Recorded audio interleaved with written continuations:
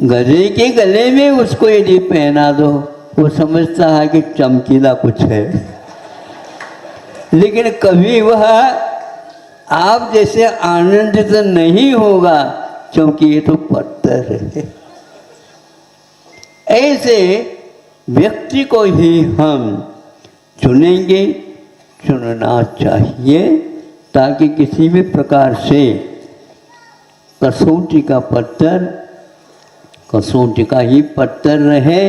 ये कसा हुआ पहले से है, इसलिए वह कसने योग्य है, लेकिन अभी पहनने योग्य नहीं है। पाषाण को स्वर्ण मत समझिए, तपे बिना स्वर्ण नहीं निकलता है और स्वर्ण ही आपके आभरण के काम आता है।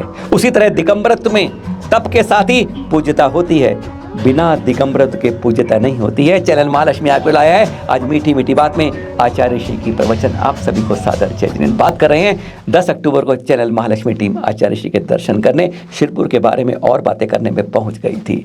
आचार्य श्री के अलग से धन्यवाद, दर्शन मिले हमें आराम से, बात हुई, चर्चा हुई, शिरपुर के बारे में आचार्य श्री से आशीर्वाद लिया और कुछ जानकारी ली। उन्होंने चर्चा के बाद संकेत दिया, इंतजार करो, और इंतजार के बाद अगले सुबह हमें वह फल मीठा मीठा इस प्रवचन के माध्यम से कहते हैं। इशारों में बहुत कुछ कह गए आचार्य श्री। उन्होंने साफ कह दिया कौन कौन आचार्य कहते हैं अनंत तीर्थंकर होने वाले हैं भविष्य में।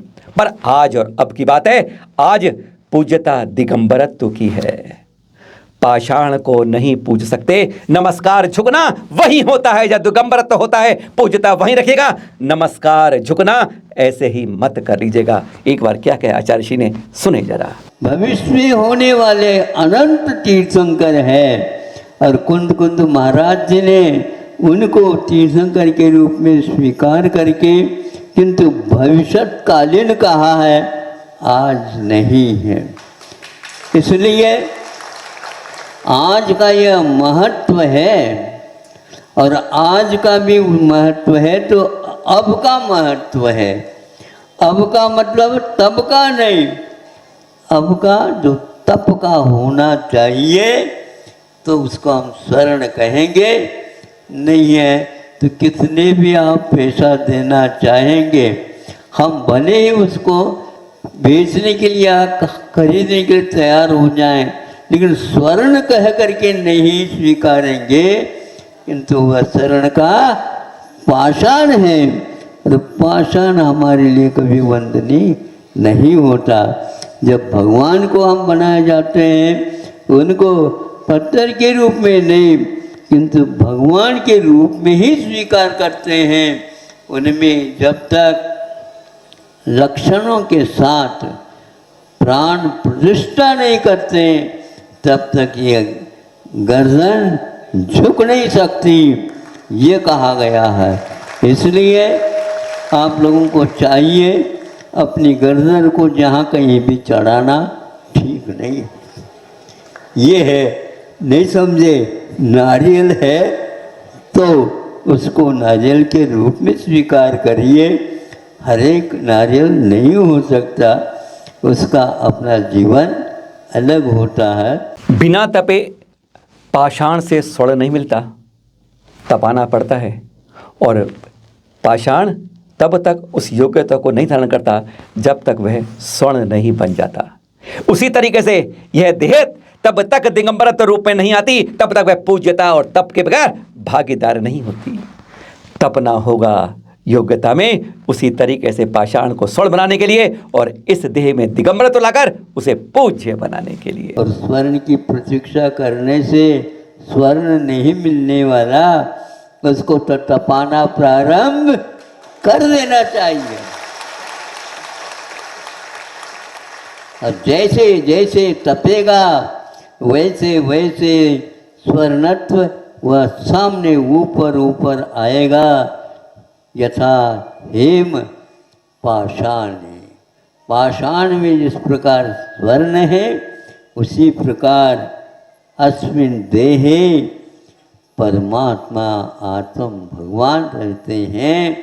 इसको बहुत ही लक्षण के साथ घटित करके स्वीकार कर लेना।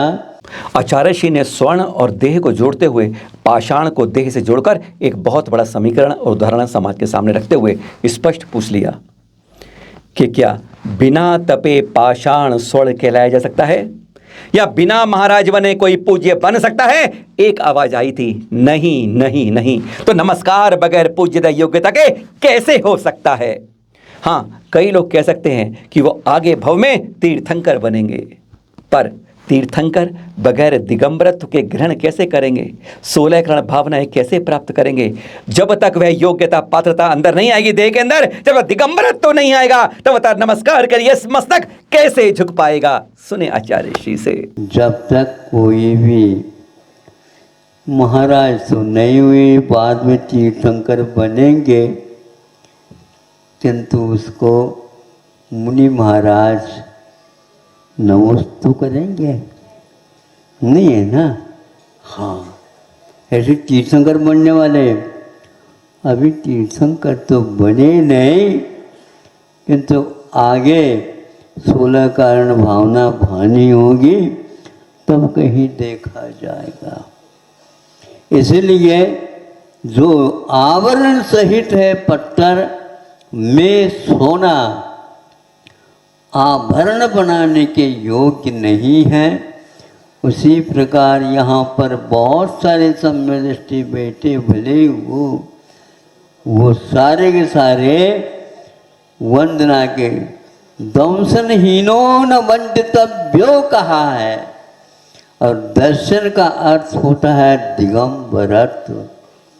दिगंबरत्व से जो रहित है वो कभी भी नमस्कार के योग्य नहीं हो सकता।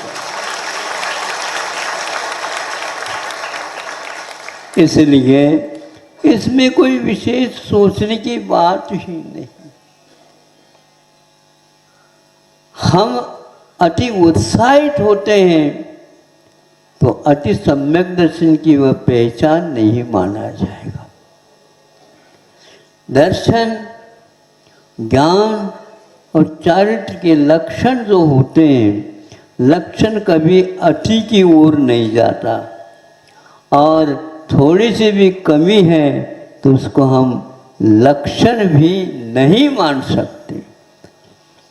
पूरा हो तो उसको हम स्वीकार करने के लिए तैयार हो जाते हैं। आचार्य श्री ने अपनी चिर परिचित मुस्कुराहट के साथ बड़े अंदाज में बिल्कुल साफ स्पष्ट शब्दों में कह दिया, पाषाण से स्वर्ण बनने की यात्रा बहुत कठिन होती है, पर यह असंभव नहीं होती है, परिश्रम से पूर्ण होती है। आप पाषाण को खरीद बेच तो सकते हो, पर उसे स्वर्ण बनाकर, आभूषण बनाकर गले में लटका नहीं सकते हो। अगर पत्थर ही को बनाकर अपने गले में लटका लिया तो फोटो खिंचवाओगे तो हंसी के पात्र ही बनोगे।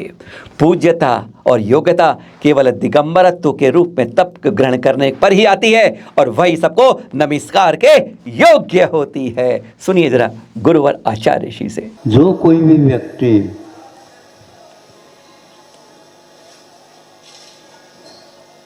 स्वर्ण चाहता है और स्वर्ण का आभरण बनाना चाहता है, लेकिन स्वर्ण की यात्रा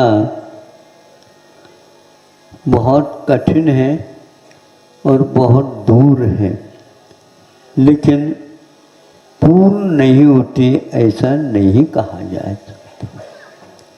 जो परिश्रम करेगा उसकी इसको उपलब्धि अवश्य होगी।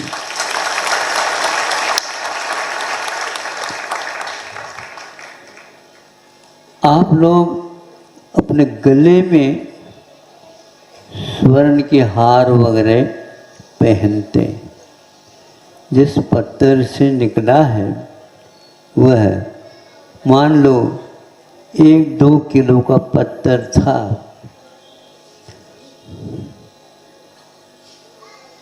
तो उसी पत्थर को 2-3 छेद करके और स्वर्ण तो है ही उसमें, पक्का है, 12 किलो मान लो स्वर्ण इसमें है, और वो 2 किलो का है, नहीं समझे। और उन दोनों 2 किलो का यदि है पत्थर, 1-1 किलो का बना दिया, और या तो कानों में कान टूट जाएंगे,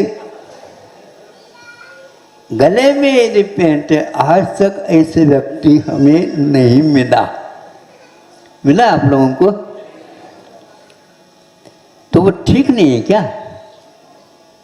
स्वर्ण तो है उसमें, क्योंकि सोनार ने कहा इसमें 100 टन सोना 1 किलो है, और वह उठा करके यूं करके देख लेता है।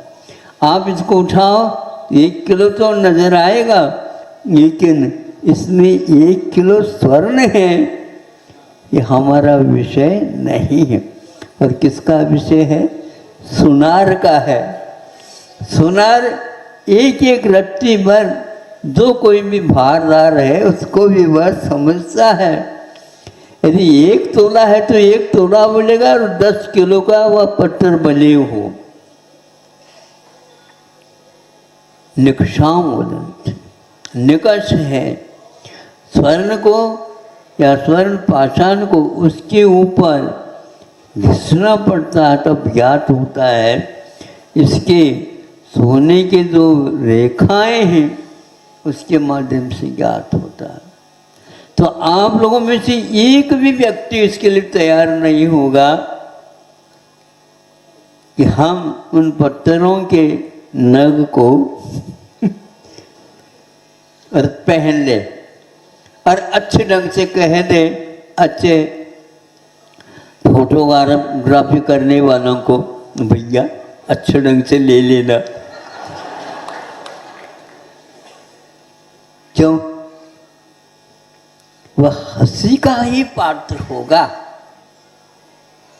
इसलिए जब तक उसमें से पूर्णतः अपनी परीक्षा के द्वारा उस पत्थर को अलग और स्वर्ण को अलग किया नहीं जाएगा, तब तक आप लोग उत्साहित नहीं होंगे और उसको पहनेंगे, किंतु आभरण बना करके पहनेंगे। आचार्य जी ने स्पष्ट उदाहरण देकर छोटी सी सरल भाषा में समझा दिया, जिस तरीके से पाषाण में योग्यता नहीं होती लेकिन स्वर्ण आभूषण के योग्य हो जाता है, उसी तरह यह देह जो परमात्मा है जिसमें बसा हुआ, वह देह पूज्यता के योग्य नहीं होती है जब तक वह दिगंबरत रूप में तपी नहीं जाती है। बस वही देह का परमात्मा का संबंध, वही पाषाण और स्वर्ण का संबंध है। इसलिए फोटो बनवाने या खिंचवाने से पहले अपनी योग्यता और पात्रता को ढाल तो लीजिए। समझने वालों के लिए इशारा ही काफ़ी है। बहुत लंबी चर्चा हुई हमारी